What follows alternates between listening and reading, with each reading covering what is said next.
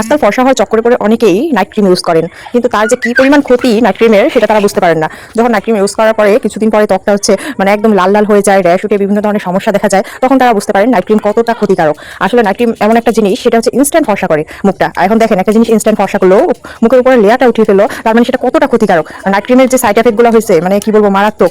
আর আমার এখানে বেশ কয়েকটা ক্লায়েন্ট ইতিমধ্যে এসেছিল, তারা বলছে না একসময় নাইট ক্রিম অনেক বেশি দিয়েছিল, কিন্তু 1-2 বছর থেকে কোনো ধরনের নাইট ক্রিম তারা দেয় না। তারপরেও ত্বকটা এত পরিমাণ ড্যামেজ হয়েছে বলার বাহিরে, যে এখন রোদে যেতে পারে না। একটু যদি রোদে যায় তাহলে পুরো মুখ পুড়ে গেলে কেমন চামড়া উঠে উঠে যায় না, সেরকম হয়ে যায়। তো আপনাদেরকে আমরা বলবো, আমরা বিশেষ করে আমি একজন পার্লার অনার হয়ে আপনাদের সাজেস্ট করবো, দয়া করে ফর্সা হওয়ার জন্য কোনো ধরনের নাইট ক্রিম ইউজ করবেন না। নর্মাল যে ক্রিমগুলো আছে সেগুলো ইউজ করুন না। আর একটু সময় বের করে নিজের যত্ন নিন। যদি নিজের যত্ন নেন, দেখবেন ফেসটা এমনিতেই কি বলবো, যে হেলদি একটা স্কিন হয়ে যাবে। ফর্সা হলেই যে সুন্দর সেরকমটা না কিন্তু। আমি আমার পার্লারে যারা আসেন সবার প্রথমে একটা কথাই বলি, যে আমার এখানে ফর্সা হওয়ার জন্য কোনো ধরনের ফেশিয়াল করানো হয় না।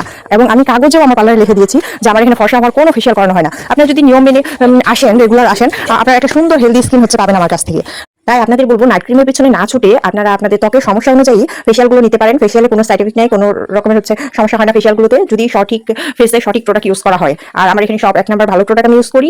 কাস্টমারের যেটাতে উপকার হবে আমি সেটাই করার চেষ্টা করি। কখনো আমার দ্বারা কারো ক্ষতি হোক সেটা আমি চাই না। তো যাই হোক, এই তো এতক্ষণ ফেশিয়ালটা দেখতে পারলেন, ও কিন্তু কোনো নাইট ক্রিম ইউজ করে নাই। সে আসছিল আমার কাছে হাইড্রা ফেশিয়াল নেওয়ার জন্য। তো হাইড্রা ফেশিয়ালের ধাপগুলো সবগুলো ভিডিও করতে পারিনি, যে 2-1টা ভিডিও করেছিলাম, ভালো আপনাদের সাথে শেয়ার করি। এই যে হাইড্রা মেশিন। ভালো থাকবেন সবাই, ধন্যবাদ সবাইকে।